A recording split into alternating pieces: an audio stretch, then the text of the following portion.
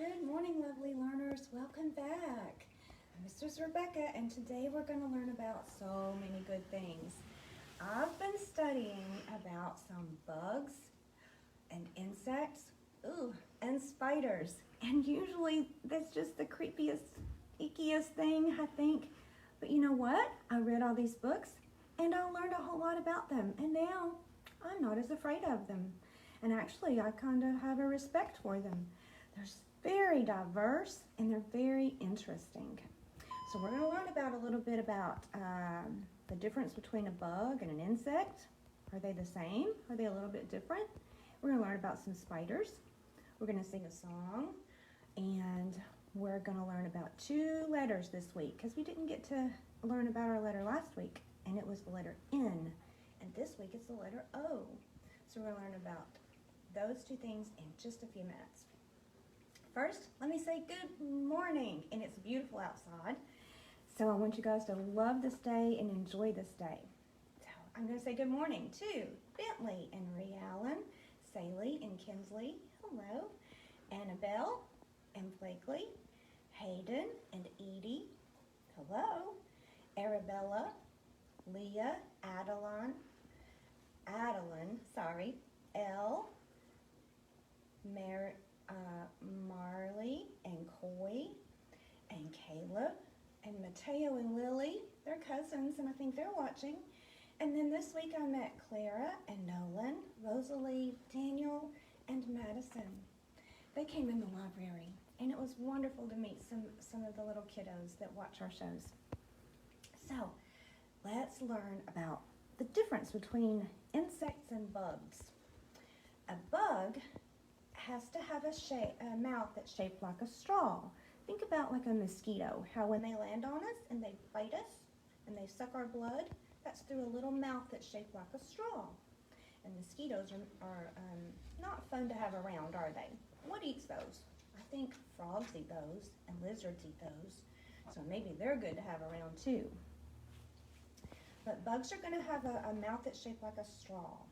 And a bug is an insect. It's a type of insect. So all bugs are insects, but not all insects are bugs.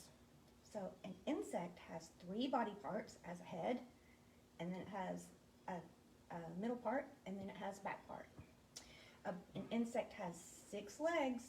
1, 2, 3, 4, 5, 6 legs. And a spider will have 8 legs. 1, 2, 3, 4, 5, 6, 7, 8.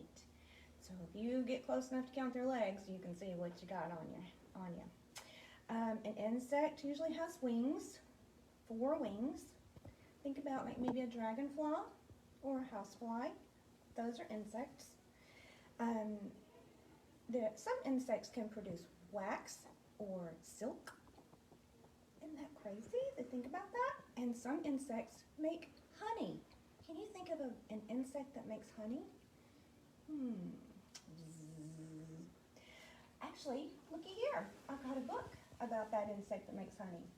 This is a great book we have at the library. It's called Bee and Me. And if you look at this book, the little pages kind of move. When you move your book, the picture moves.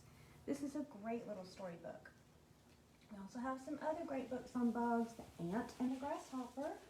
Now, it looks like this would be a book that would be complicated, but it's not. It's got big, beautiful pictures and just a few words on each page, so it's great for early learners.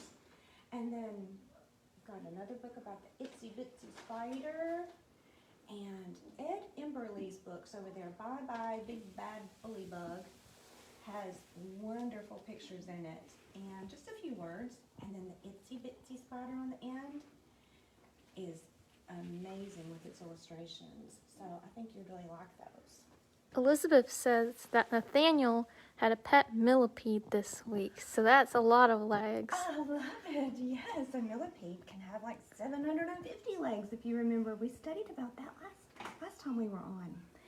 So I'm not as bugged out about the bugs. And once I've learned about them, now I still don't want them crawling on me, but they're not so bad to think about anymore being around. And they're very good for gardens. We have some bugs on our table here, if you see.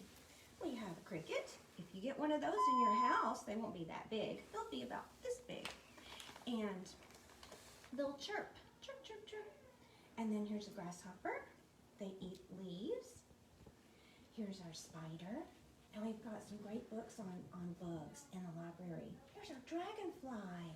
They're beautiful. If you might see those flying around your yard or at the lake. And there's our busy bee. Bzz.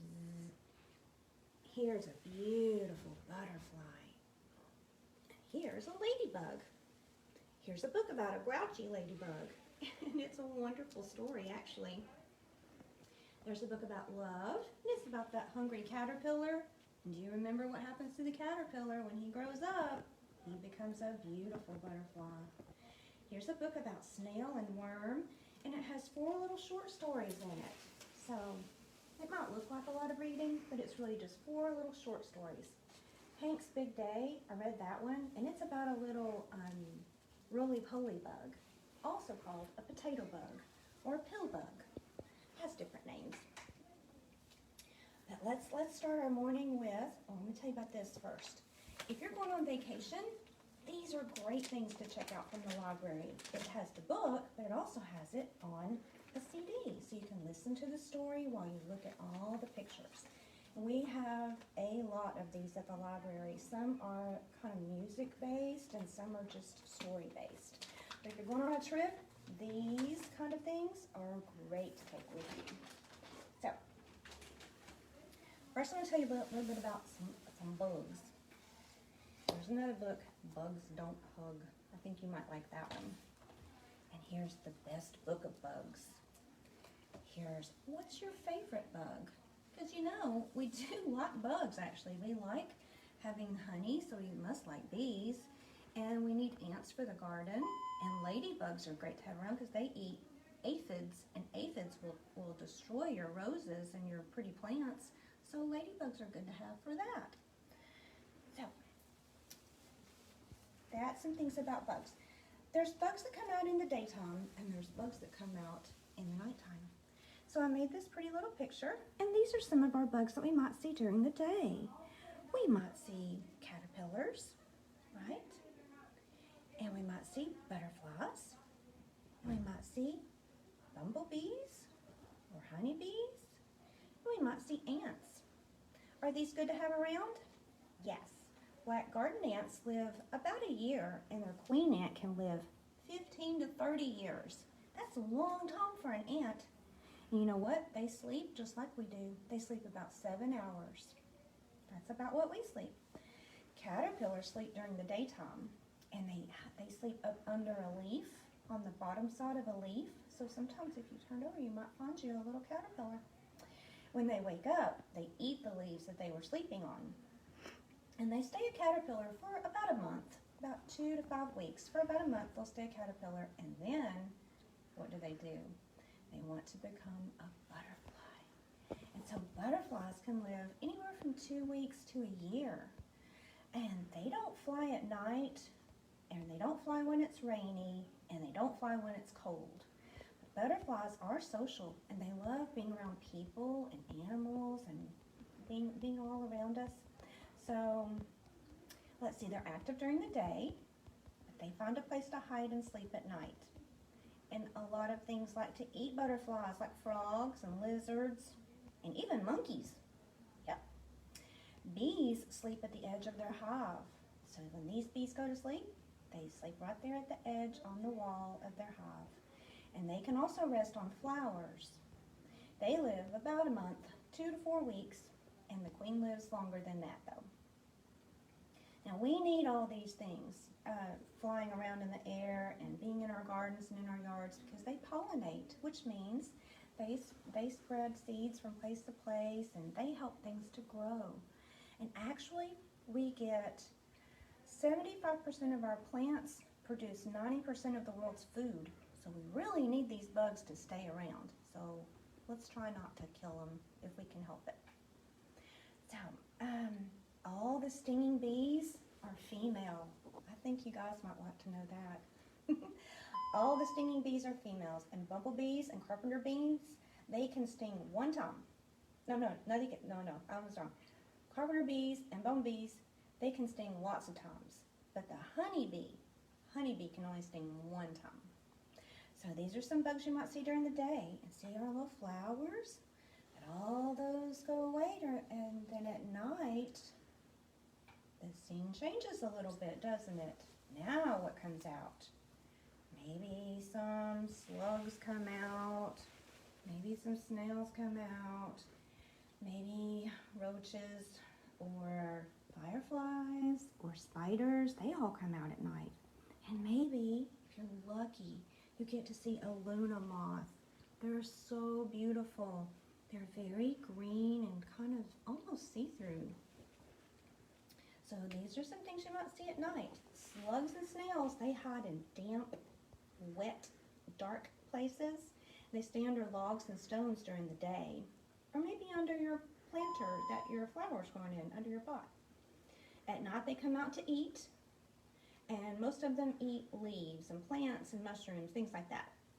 Some slugs even eat worms, like earthworms, that we might go fishing with. I guess they think they're tasty.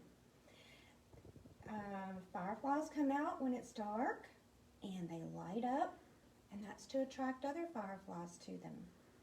They only come out at night, and they spend their daylight hours in tall grasses. So if you're moving around on the grass, playing outside, you might find fireflies in the grass.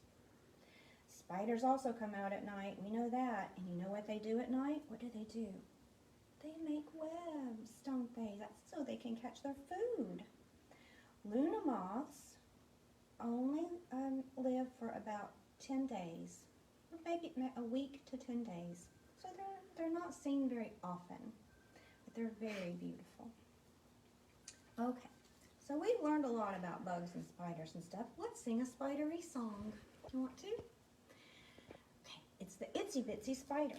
And so this is one book that has Itsy Bitsy Spider in it, and each page tells what the little spider is doing. But on the very last page, you can see all the things that are in the song.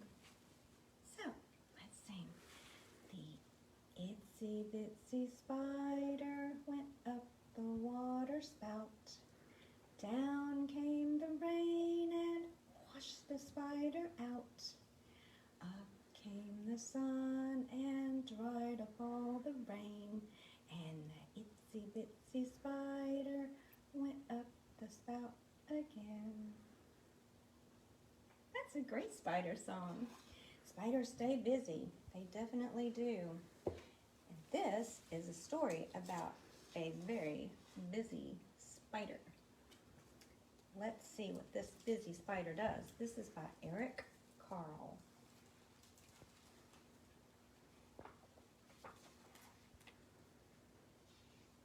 It's published by Philomel Books, New York. Hope I said that right. Okay. Early one morning, the wind blew a spider across the field.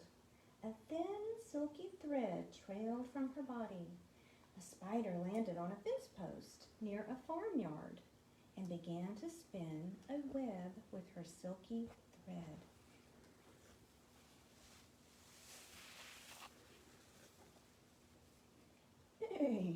Hey, said the horse. Want to go for a ride?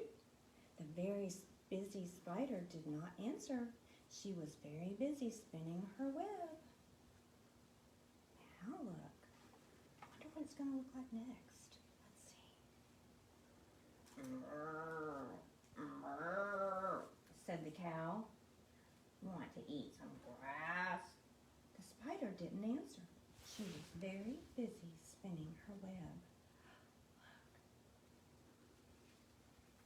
Wonder what it will look like next.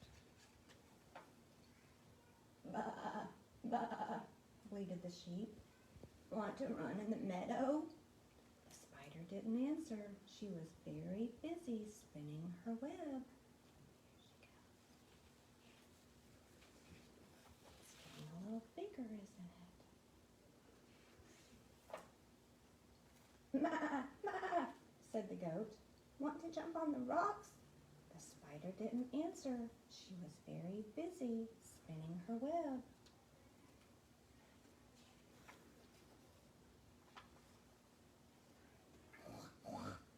grunted the pig. Like a roll of mud. The spider didn't answer. She was very busy spinning her web.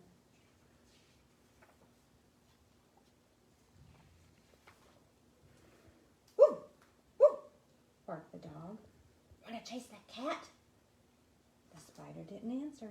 She was very busy spinning her web. Oh my.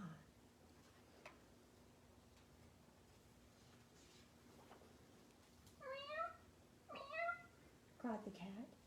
Want to take a nap? The spider didn't answer. She was very busy spinning her web. Oh, it's so pretty. Quack, quack, called the duck. Want to go for a swim? The spider didn't answer. She had now finished her web. It's so pretty.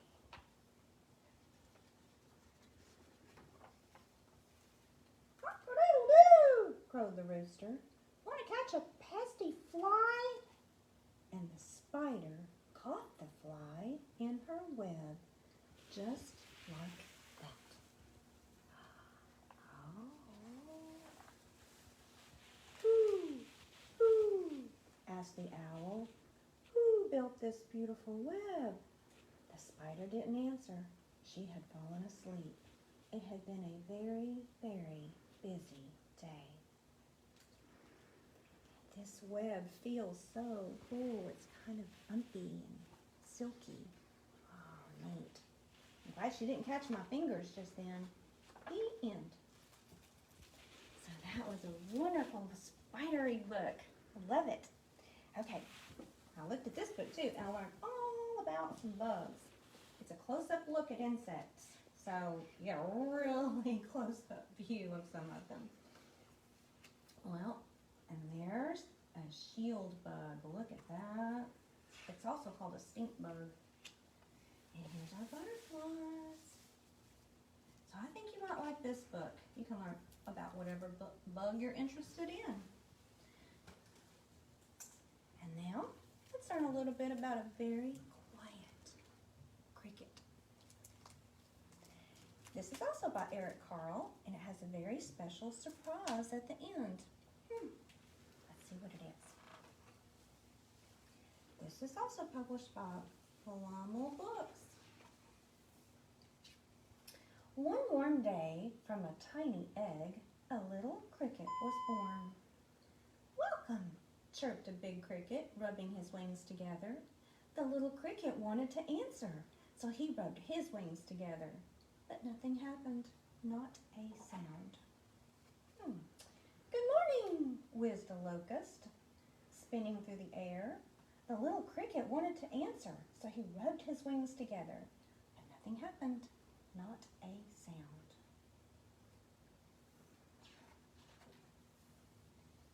Hello, whispered a praying mantis, scraping its huge front legs together. The little cricket wanted to answer, so he rubbed his wings together. But nothing happened, not a sound. Good day, crunched a worm, munching its way out of an apple. The little cricket wanted to answer, so he rubbed his wings together. But nothing happened, not a sound. Hi, bubbled a spittlebug, slurping in a sea of froth. The little cricket wanted to answer, so he rubbed his wings together. But nothing happened, not a sound. Good afternoon, screeched a cicada, clinging to a branch of a tree. The little cricket wanted to answer, so he rubbed his wings together. But nothing happened, not a sound. How are you? Hummed a bumblebee, flying from flower to flower. The little cricket wanted to answer, so he rubbed his wings together. But nothing happened, not a sound. Good evening, whirred a dragonfly, gliding above the water. The little cricket wanted to answer, so he rubbed his wings together. But nothing happened, not a sound. Good night. buzzed the mosquitoes, dancing along the stars. The little cricket wanted to answer, so he rubbed his wings together. But nothing happened, not a sound. A Luna moth sailed quietly through the night, and the cricket enjoyed the stillness.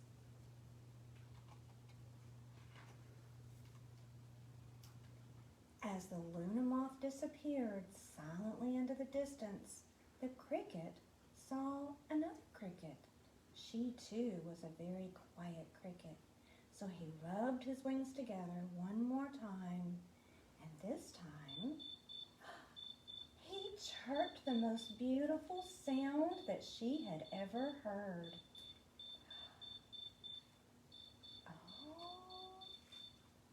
And I bet they lived happily ever after. There's another book by Eric Carle that you might like. It's here at the library. It's called The Very Clumsy Click Beetle. I'm going to read that one to you today. You'll have to come by the library and get it. So we've learned a lot about bugs today. I also learned when I was reading about bugs that you can eat them. Now, I'm probably not going to do that, but you could if you wanted to be adventuresome, right? Some people in other countries do eat bugs, like on a regular basis as meals. So it's not the most far-fetched idea. If you do happen to eat a bug, if it's brown or green or gray, it's probably okay, but you will not ever want to eat a bug that's red or bright colored because they might be poisonous or just might make you sick. But I found out that you can eat earwigs if you saute them until they're crispy. So see if your parents want to do that for you. Ants, you would want to boil for 6 minutes and then eat the ants. Roly-polies, which was what this little book was about, the little roly-poly bug. Well, you can eat those too, I found out. You want to boil them, drain the water, and then eat them. Termites cook up crispy, and then they'll be good. Grasshoppers, you pull the head off and the wings and the legs, and then you roast them in a pan, and you can eat them. And they're actually good. They have protein, just like a hamburger would. And stink bugs. They're everywhere. Well, stink bugs are a delicacy in Mexico. They even have a festival that celebrates the stink bugs. So if you boil those for 5 to 10 minutes and then roast them in a pan, you can eat them like a crunchy cracker or crunchy Cheeto or something. All right, so there you go. You can do with that what you want. All right. This book I thought would be great if you want to learn about friendship and acceptance. It's a really good little story. So that one's here at the library. And then this one, I just wanted to tell you, it has amazing pictures in it and just a few words on each page. Look at that. Those illustrations are amazing.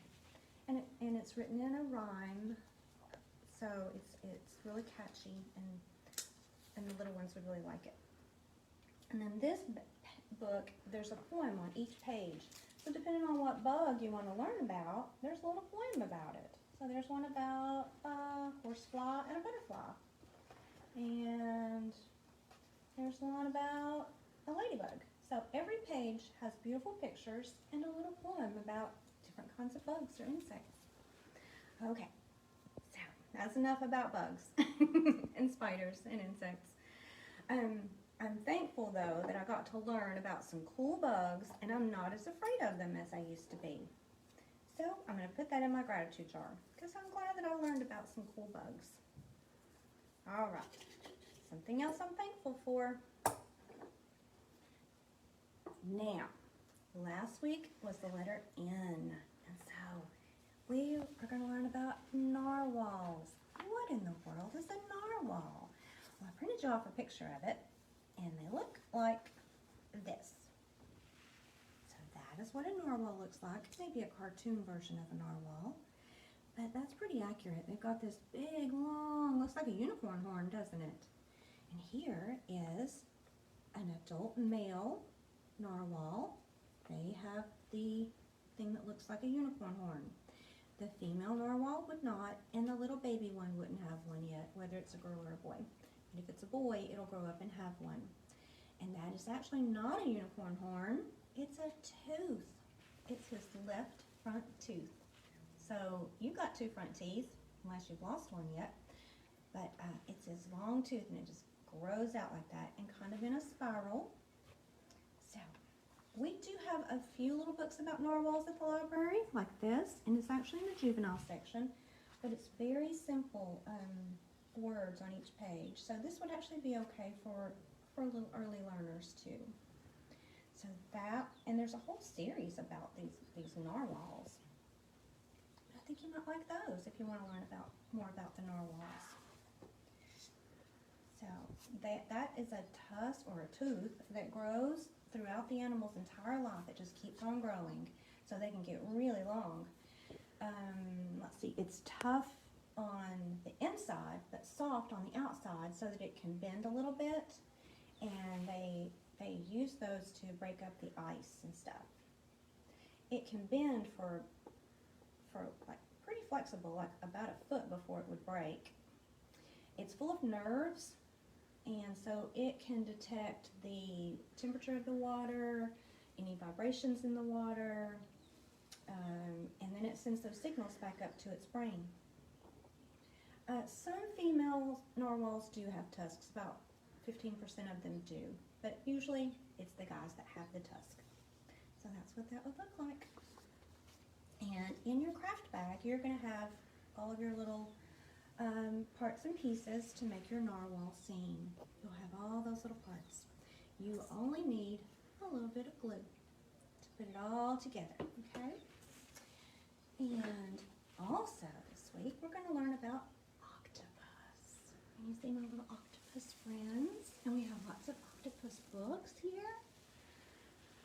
We have lots of good books on octopus. So I'm going to tell you a little bit about them, and then we'll read a story about Inky, the octopus. An octopus is usually about this tall to about from the floor up to about this tall. But a giant octopus gets as tall as me. So I'm going to stand up, and an octopus will get this tall, right up to me. So if you come to the library and you see me, that's how big a giant octopus would be. They have blue blood, not red like us, they have blue blood. And they get about 16 feet long, and they get about 110 pounds. So kind of heavy, really.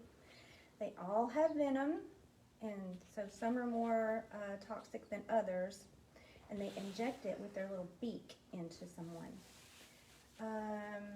Seals and whales like to eat octopus, because you know whales are huge, and octopus are just as big as me, so whales can eat them. They're very intelligent, and they've been seen using tools. So I'm going to read you a story about Inky, and you'll see what I mean. And they have very powerful suctions on their arms. And how many arms do they have? They have 8 arms. 1, 2, 3, 4, 5, 6, 7, 8. So you're going to have all your things to make your octopus in your craft bag. And you're also going to have something to make a spider with. So you're going to have the Google eyes, and you're going to have the body, and I gave you some legs that you can put on your little spider. Now, do you think that you might want a little baby spider to go with it? I'm going to give you all the things you need to make a little baby spider to go with your big spider.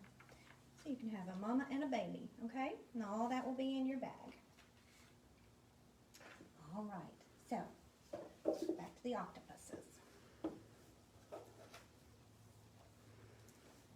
Once I saw an octopus in the deep blue sea, and I called out, "Mr. Octopus, won't you swim with me?"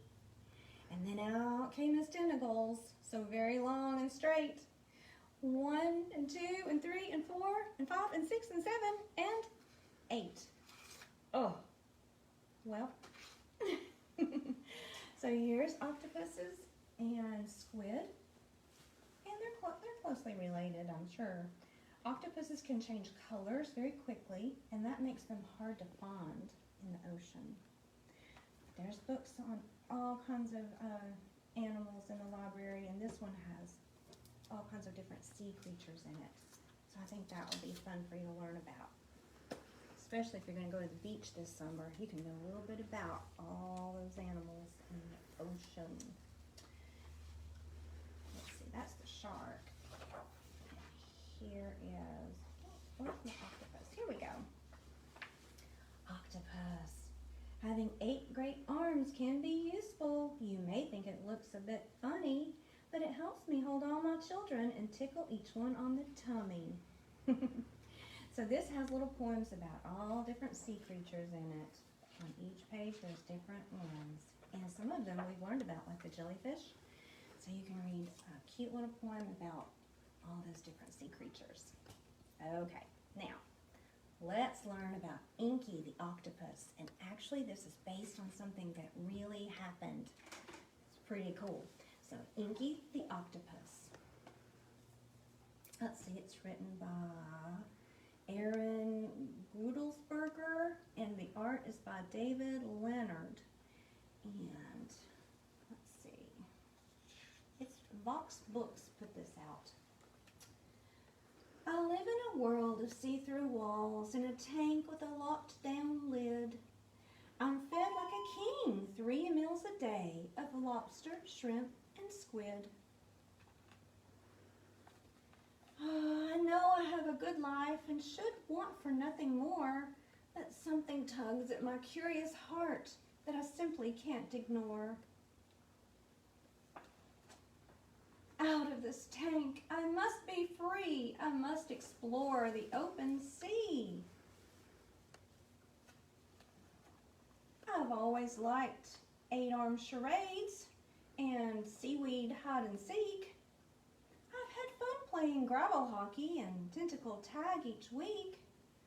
But I long to see a brand new world of plants and rocks and fish. Discovering things I've never known has become my only wish. Out of this tank, I must break free. I hear the ocean calling me. What is this? Tonight, it seems, my tank lid is ajar. This could be my one chance for change. Dare I hope that far? I tell my tank mate Blotchy we should bid our tank adieu. I tell him we'll be happier exploring someplace new. Blotchy says he'd rather stay within his comfy home. He doesn't feel the pull to see the far and great unknown. And so this quest I must take on is one I'll take alone. I'll be a solo traveler when I set off to roam. Out of this tank, I must break free. My heart flies to the open sea. Here I go to the top of the tank. I slide one arm outside. The air in the room feels dry and cool. The space feels free and wide. I lift through arms 2, 3, and 4. Next, 5, 6, 7, 8. My head is last, and then I'm sliding down the tank's glass plate. The floor feels strange beneath me. Odd noises fill the room. The air smells different from my tank. It's freedom in full bloom. I sneak across the rough wood floor as fast as I can go. My 8 arms latch and then release. My sense of excitement grows. But can I leave my life, my friends, and all I've ever known? My heart says, yes, today's the day to strike out on my own. Where's he going? The sea lies just ahead of me, so in and down I dive. I'm falling fast toward what's to come. I've never felt so alive. Oh. I plunge, I swim, I breathe, I whirl, I float, I spin, I glide. I'll follow my heart wherever it leads. I'll travel far and wide. Out of my tank, at last I'm free. Long may I journey the splendid sea. There he goes. Now this is a true story of an animal that escaped a zoo, so in New Zealand. So you can come check that out too. There's lots of books on octopuses here as well. So we learned so much today about bugs and spiders and insects and narwhals and octopus. So I know that's a lot, and I hope you had a good time learning it all. Next week we'll study a new letter. It'll be the letter P, and it's a bird that we're going to study next week. Next week we're also going to learn about Earth Day and how to take care of our planet and what we can do to make little differences. Well, I hope you enjoyed today, and I hope I see you again next week. Bye-bye, everybody.